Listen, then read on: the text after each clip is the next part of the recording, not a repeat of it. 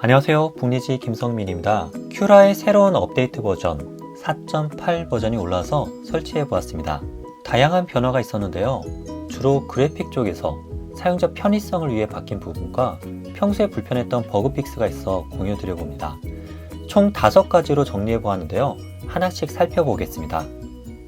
첫째는 모델링의 자동 배치 방식이 바뀌었습니다. 제가 베이비 그루트 모델링을 가져와서 복제를 해봤는데요. 4.7 버전까지는 동일한 회전 방향으로 복제가 되었고 간격도 어느 정도 떨어진 상태로 복제가 되었습니다. 그런데 이번 4.8 버전에서는 복제를 하는 순간 가장 가까이 놓을 수 있는 회전 방향으로 바꾸어 배치가 되었는데요.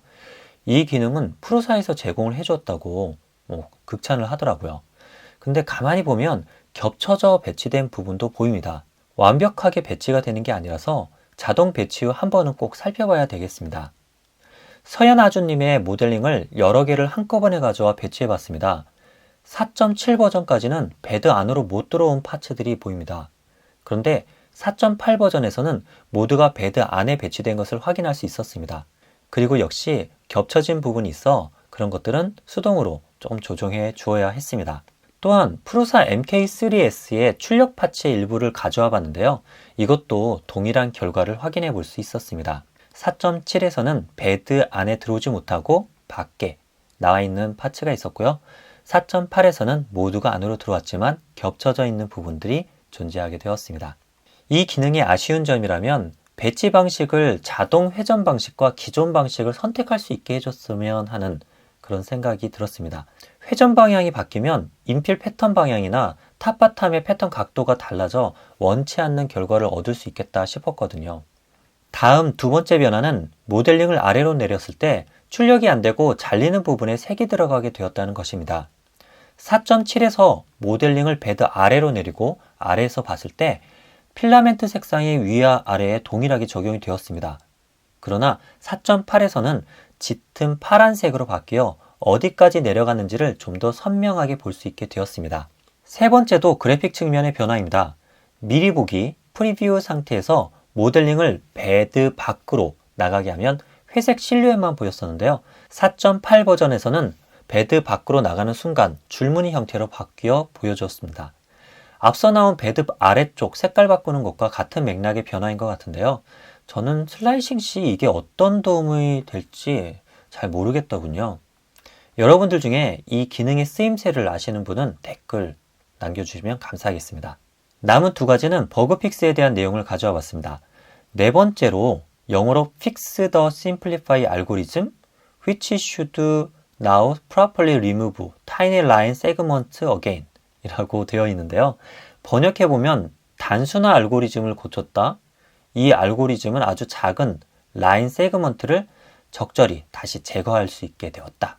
이런 표현인데 정확히 뭘 말하는지 감이 잘 안 왔습니다. 그래서 슬라이싱을 각 버전별로 해보았는데요. 그랬더니 동일한 모델링에 같은 프로파일 설정값으로 슬라이싱을 했는데 슬라이싱에 미묘한 차이가 있더군요.